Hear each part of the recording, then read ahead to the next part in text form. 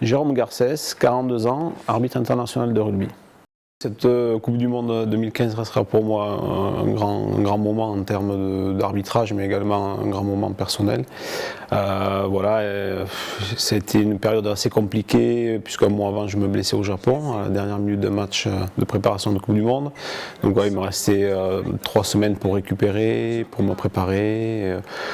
Et puis pour être prêt pour ce premier match entre l'Afrique du Sud et le Japon, qui était mon premier match de Coupe du Monde. Le lundi, j'ai pris connaissance que j'allais arbitrer la demi-finale entre l'Afrique du Sud et la Nouvelle-Zélande. Pour moi, c'était un grand moment d'apprendre cette désignation. Ça validait quand même le parcours durant sa Coupe du Monde, mais aussi un parcours depuis de nombreuses années. Et puis il y avait aussi ce côté être le premier arbitre français à arbitrer une demi-finale de Coupe du Monde. L'intérêt de la préparation de ces grands matchs à très fort enjeu, c'est justement essayer d'oublier un peu le côté demi-finale de Coupe du Monde qui pourrait crisper ou amener beaucoup de stress en termes d'arbitrage. Je pense que je l'ai abordé de la meilleure des façons, en gardant la confiance que j'avais pu acquérir pendant les matchs de poule et puis que j'avais pu aussi également acquérir sur le quart de finale. Je pense qu'on a bien préparé, on avait bien préparé le match avec les juges de touche et l'arbitre vidéo. Justement, on avait essayé de cibler un travail en équipe, les 4 ensemble, pour préparer au mieux cette rencontre. Des moments ont été très importants, l'entrée sur le terrain, mais après dès que le coup de sifflet a été donné, je me suis concentré que sur mon arbitrage, sur ce que je devais faire et pour pouvoir avoir la meilleure performance possible. Donc, je pense que c'était vraiment la préparation d'avant-match sur ce genre de rencontre est vraiment primordiale. Ouais, moi, j'ai arbitré en 2006 mon premier match en top 14. Donc en 2006, on n'avait pas la possibilité d'utiliser la vidéo. Aujourd'hui, donc on a la possibilité d'utiliser la vidéo. Entre-temps, l'historique, il y a eu plusieurs aménagements. Au départ, on avait ciblé que la zone d'en-but, et puis après, on est remonté un peu sur la zone des 5 mètres, la dernière passe. Mais aujourd'hui, cette formule-là, moi, me convient bien, à savoir revenir deux phases de jeu précédant l'essai, ou notamment sur le jeu déloyal. Par rapport au jeu déloyal, je pense qu'aujourd'hui c'est vraiment une nécessité pour assurer la sécurité des joueurs, mais également pour prendre les bonnes décisions en termes de sanctions. Peut-être qu'on ira vers d'autres évolutions, peut-être aller vers le Captain Challenge comme on peut avoir au tennis ou dans d'autres sports. Mais je pense qu'aujourd'hui, pour moi, c'est la bonne solution. On est tous des hommes, donc sur le terrain, des fois, on a la bonne vision, mais quelque part, on veut se sécuriser. Moi, je pense que ça ne doit pas changer, l'arbitrage du match, parce que je pense que l'arbitre doit rester extrêmement concentré, appliqué, et pas se reposer que sur l'arbitrage vidéo. Donc je pense que c'est vraiment une évolution réellement importante où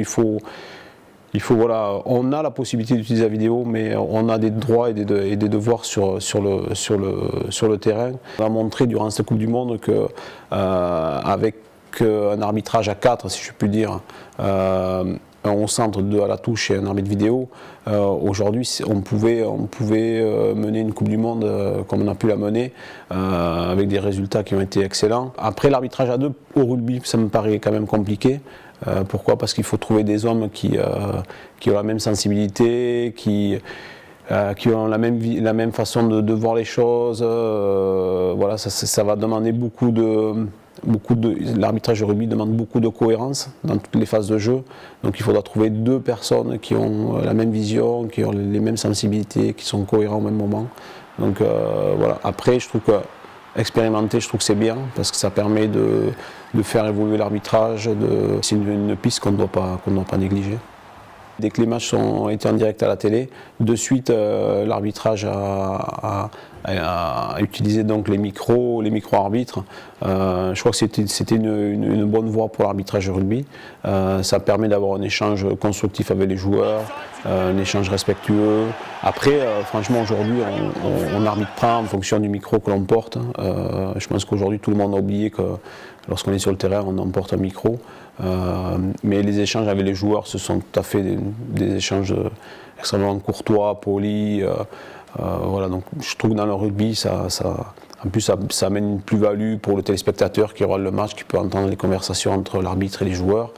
Voilà, donc je trouve que c'est une bonne initiative.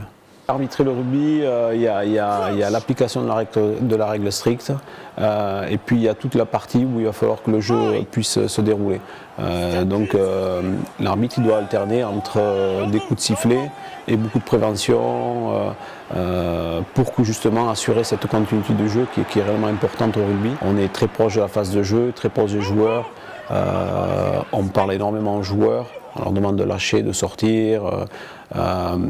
Mais c'est une nécessité dans le rugby parce que l'arbitre il doit avoir deux composantes essentielles, la règle et la continuité du jeu. Donc toute cette communication pendant le match permet d'avoir une fluidité et permet d'assurer cette continuité. Sans communication, ça deviendrait vraiment compliqué. Donc aujourd'hui, on a Christine Anizet qui est arbitre féminine en Pro D2. Et pour nous, je trouve que pour l'arbitrage et l'image de l'arbitrage, c'est une très bonne nouvelle, c'est excellent qu'elle soit avec nous.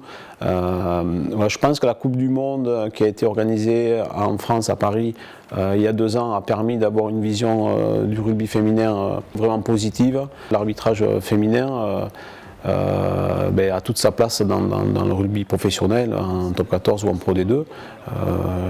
Donc on a une arbitre qui va arbitrer le tournoi Destination cette année. On est sur une voie qui est intéressante et qui va permettre de nouvelles vocations. Lorsqu'on est arbitre international, être professionnel c'est une nécessité. Ça permet de se préparer au mieux, ça permet de se préparer comme un joueur qui est international, de la même façon, où on peut travailler physiquement, on peut travailler sur les vidéos, on peut travailler techniquement, on a un coach, on a même plusieurs coachs aujourd'hui. Donc en plus avec les voyages, les allers-retours, je pense qu'aujourd'hui on ne peut pas être arbitre international et ne pas être arbitre professionnel. Donc c'est vraiment une nécessité, c'est un confort.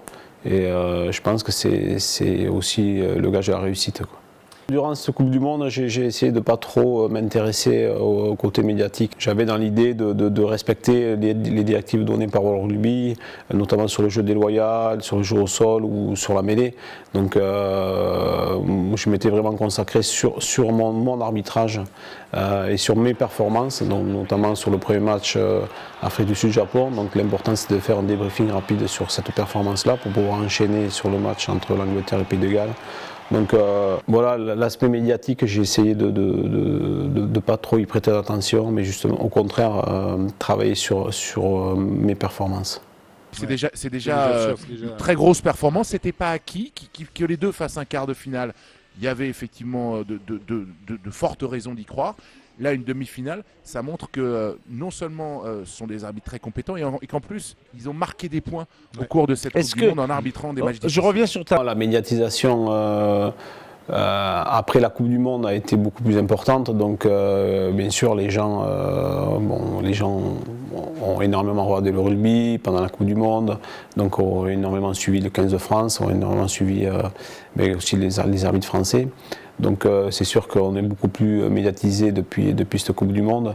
Voilà, après, je pense que les gens sont toujours intéressés d'avoir une discussion, de pouvoir échanger. Donc c'est toujours voilà, très positif de pouvoir discuter de rugby avec une personne qui est passionnée par ce sport comme nous.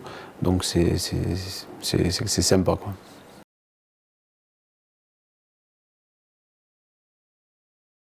Merci beaucoup. Merci.